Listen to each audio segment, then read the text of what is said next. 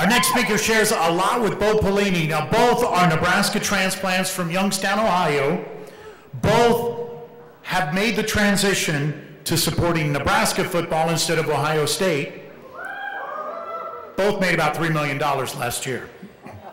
Okay, that's not true. Bo Pelini only made $2.7 million. But like Coach Pelini, Phil believes that less is more when it comes to words. His name is Philip, and tonight his mission is to fill you up, is to fill up your mind. So ladies and gentlemen, with words wizardry, Philip Arbie.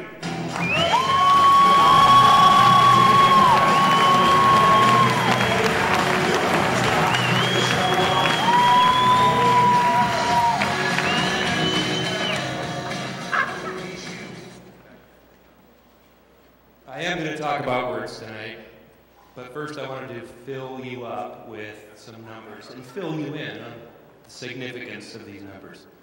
8. The average attention span is 8 seconds.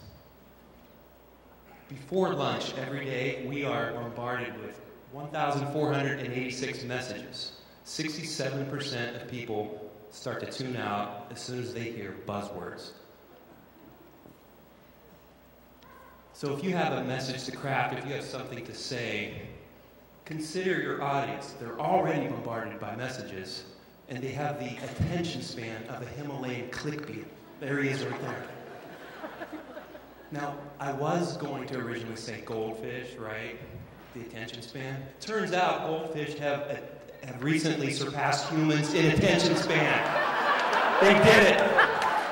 The blue line indicates since 2000, we dropped from 12 to 8. They've held steady, what, for 1 million years at 9. So they didn't really earn it. We kind of gave it to them. But it still counts. The point is to get to the point. So we just covered the 4 steps to word wizardry. I decided to take my own advice, by the way, and I condensed it down to 4. That's why there was only 4 there. So tonight I'm going to talk about my philosophy of why language is so important. And then we'll get into some strategies on how to get to the point, word economy, and just say what you mean. Okay, so here's the big reason. Communication is the key to our success in life. Business, home, it's the key. By definition, communication means to connect with people. We're wired to connect. And when we connect, we're happiest at home and on the job. Sometimes you use a lot of words at work, you're doing great, and then you run out of words when you get home. Well, there's sometimes people at home that need your words. And as my wife told me, she's happy when I give her words, and then I'm happy. You know it. Words are important. Thomas Jefferson knew a couple things about words. He said, never use 2 words when one will do. He wrote that declaration in his thing. I think he knows a little something about words. So how do you make something smaller and make it meaningful? I think of these wordy mission statements. We've all seen these. Does that really inspire anybody? You know, Starbucks got it right. 20 years ago, they said 2,000 by 2,000. That was their mission statement. They wanted to have 2,000 stores by the new millennium, and they made it 2 years early, probably because everybody knew what the goal was in 3 words. What about 1 word? 1 word triggered a rescue mission. It was a chain of events that saved an American citizen who was over in the Middle East. It's in April 6, 2008. Imagine that we're there. It's a 98-degree sweltering day.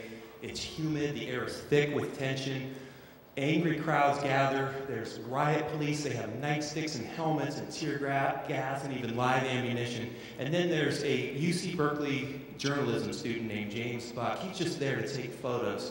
And then rocks start flying, a riot ensues, and James is terrified.